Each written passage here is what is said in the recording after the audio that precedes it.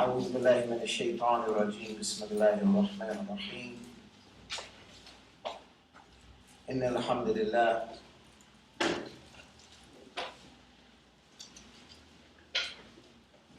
ثم الحمد لله نحمده ونستعينه ونستغفره ونستهديه ونتوب إليه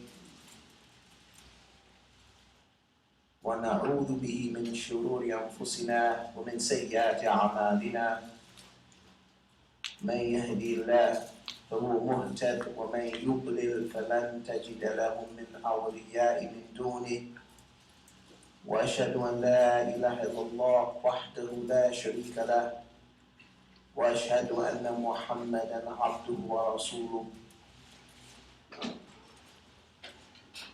أرسله بالحق بشيرا ونذيرا بين يدي الساعة ومن يطع الله ورسوله فقد رشد ومن يعص الله ورسوله فقد غوى. أما بعد الحمد لله الذي أنار قلوب عباده المتقين بنور كتابه المبين وجعل القرآن شفاء لما في الصدور وهدى ورحمة للمؤمنين. Alhamdulillah, as always, we open up seeking refuge with Allah from the accursed enemy, a shaitan, and we open up with the name of Allah, the most gracious, the most merciful. We praise Allah, we give thanks to Allah, and we ask Allah for His help, because there's no one that can help us except Allah. These are very, very critical times that we live in. Even though we live in a society and a culture that is bombarded and inundated with a lot of sport and play, a lot of entertainment, a lot of different things to distract you away from the reality of life. And these distractions are there for a reason, because the shaitan has made a promise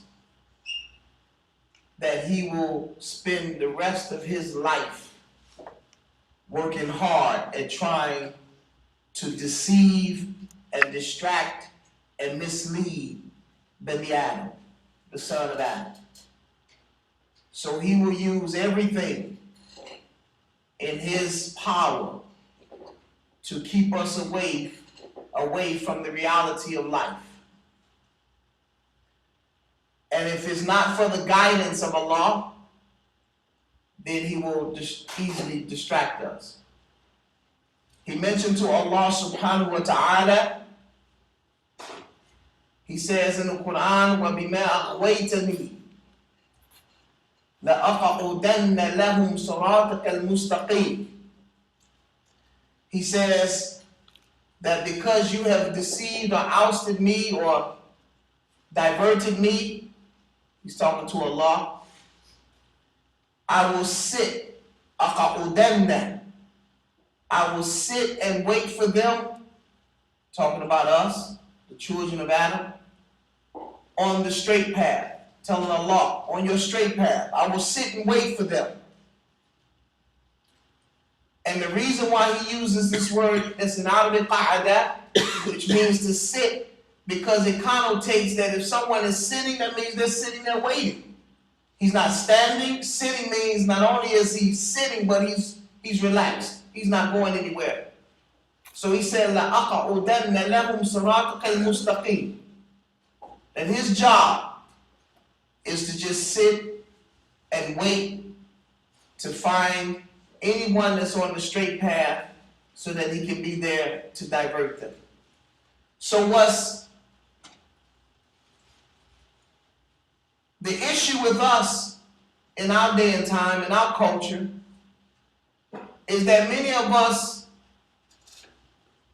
we've grown up as Muslims, or we've grown up in Muslim households, or we've grown up saying that we're Muslims. But the distractions are so powerful that even if we come to these lectures, even if we hear Quran, even if we hear Hadith, we have become so numb that sometimes it doesn't even have an effect on us. And that's all a part of the plan of Shaitan. He knows that he's not going to be able to stop these lectures. Because if he could, he would. He knows there's going to always be Jummah. There's going to always be some sheikh, or some Maulana, or some mufti, or somebody that's going to be standing up, Imam, and giving some type of lecture and talking and talking and talking.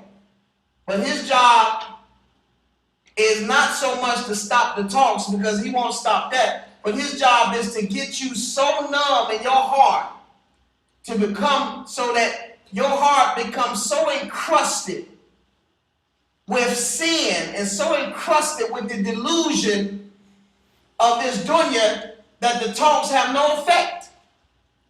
It has no impact. If you look at the Muslim world today, you know Jummah is going on. You don't hear anything about it in the Muslim world. They've stopped Jummah in Indonesia. They've stopped Jummah in Saudi.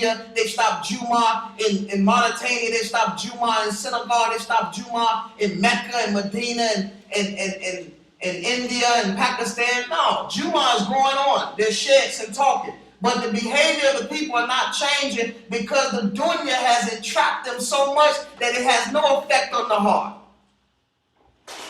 So what's being said is nothing. That's why I've always given, many times brothers have seen my lectures, and I always give this little example or this little test. And I always tell people, I'm not going to do it here, but I'm going to just show you what I do. I usually tell people to put their hands out. Who's seen this example before that I'll tell everybody to put their hands out?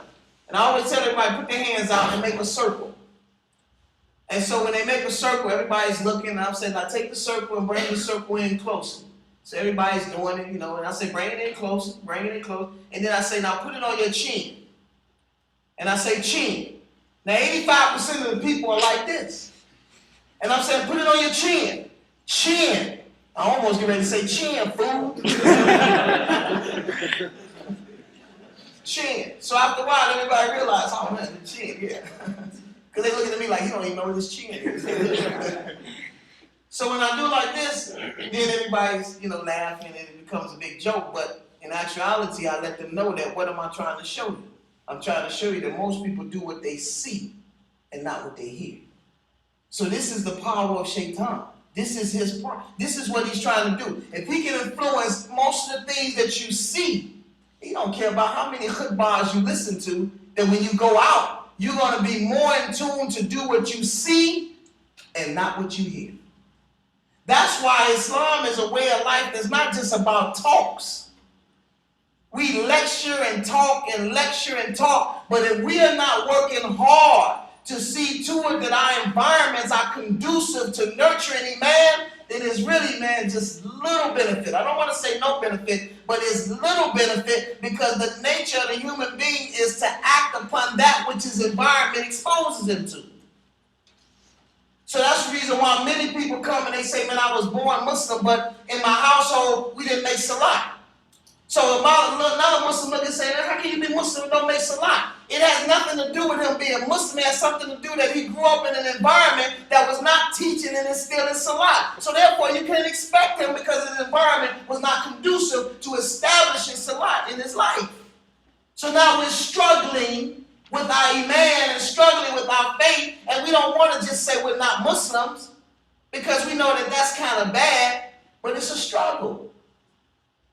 And so you see the Muslim do everything. What's really funny about the Muslims, and this has always just puzzled me, that we will have girlfriends or boyfriends, we will drink, get high, we will go to parties, we will do everything, but we won't eat pork.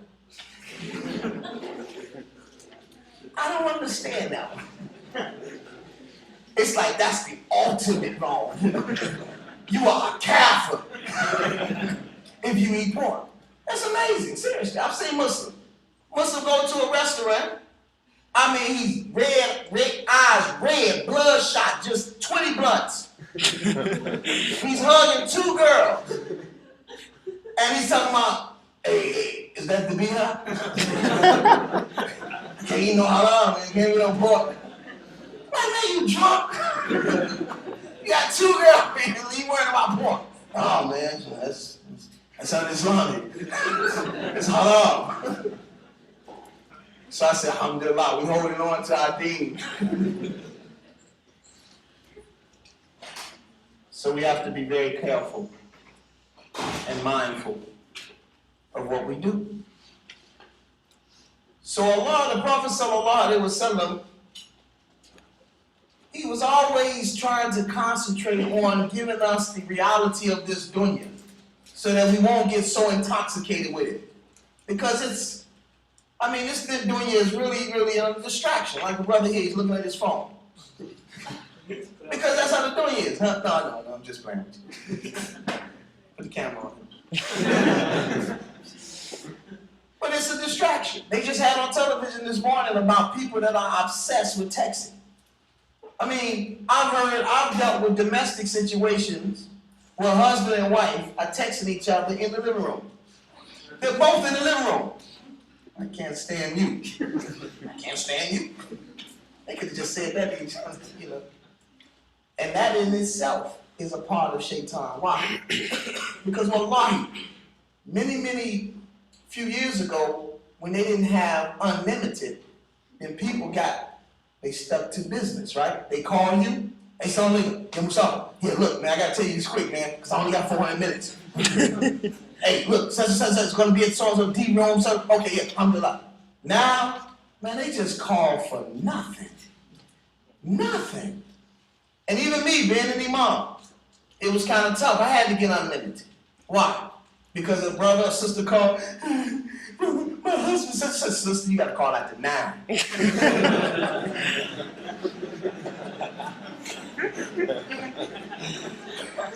These minutes, sister. Just tell your husband to keep doing it until after 9.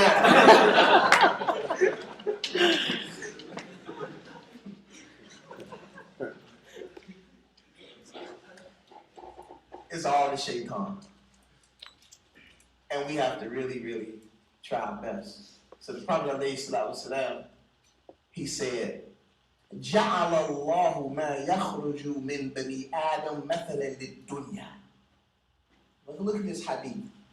Because this hadith really sums up the reality of this dunya. And there's a plethora of different hadiths that the Prophet ﷺ spoke about regarding the reality of this dunya. But this one here is sweet to me because it's short, but it gives you a reality. He says, جَعَلَ اللَّهُ مَا يَخْرُجُ مِنْ بَنِي آدَمْ مَثَلًا لِلدُّنْيَا.